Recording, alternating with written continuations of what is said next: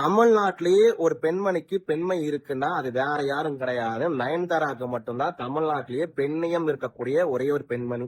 அவங்கள பத்தி அவதூறா யாரு பேசினாலும் திமுக இருக்கக்கூடியவங்க போராட்டம் பண்ணுவாங்க. நேற்றைய தினம் அதிமுகவின் முன்னாள் அமைச்சர் சி வி சண்முகம் அவர்கள் ஒரு மேற்கோளிட்டு காட்டுவதற்காக நயன்தாரா பேரை பயன்படுத்தினாரு.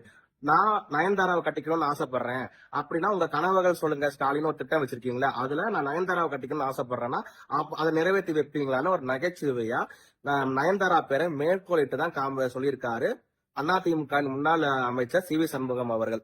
அதை பொறுத்து கொள்ள முடியாத திமுக இருக்கக்கூடிய மகளிரணி நிர்வாகிகள் தமிழகம் முழுக்க போராட்டம் பண்றீங்க. நீங்க இத்தனை எங்கெங்க போயிருந்தீங்க? உங்க கட்சி நிர்வாகிகள் கிளை மட்டத்துல இருந்து மாநில மட்டத்தில் இருக்கக்கூடிய திமுக நிர்வாகிகள் எத்தனை பாலியல் குற்றச்சாட்டுக்கு உட்பட்டு அவங்களை எதிர்த்து என்னைக்காச்சும் நீங்க போராட்டம் பண்ணிருக்கீங்களா? ஏன் உங்களுடைய கட்சியினுடைய மாணவர் செயலராக இருந்த ராஜீவ்காந்தி மீது கூட பாலியல் குற்றச்சாட்டு வச்சதுனாலதான் அவரை அந்த பதவியிலிருந்து நீக்கி கொள்கை பருப்பு இணைச்சலராக வச்சிருக்கிறதா தகவல் சொல்றீங்க. அப்ப அவரை எதிர்த்து ஏதாச்சும் போராட்டம் பண்ணிருக்கீங்களா? ஏன் அண்ணா யூனிவர்சிட்டியில பாலியல் குற்றச்சாட்டுக்கு உட்பட்டவர் யாரு? அண்ணா யூனிவர்சிட்டியில பாலியல் குற்றச்சாட்டுக்கு உட்பட்டவர் உங்க கட்சி நிர்வாகி. உங்க கட்சி நிர்வாகி 2.5 வயசு குழந்தைய கற்பழிக்கிறான். இந்த மாதிரி உங்க கட்சி நிர்வாகிகள் ஏகப்பட்ட பேர் தெய்வ செயல்ல இருந்து ஏகப்பட்ட பேர் திமுக இருக்கக்கூடியவங்க பெண்களுக்கு எதிராக வந்துட்டு பாலியல் குற்றச்சாட்டுல ஈடுபட்டுக்கிட்டு இருக்காங்க. அப்படின்ற போது அவங்க மேல நீங்க எந்த நடவடிக்கையாச்சும் எடுத்திருக்கீங்களான்னு கேட்டா கிடையாது. அப்படின்ற பட்சத்துல நீங்க ஏன் அதுக்கெல்லாம் போராட்டம் பண்ணல?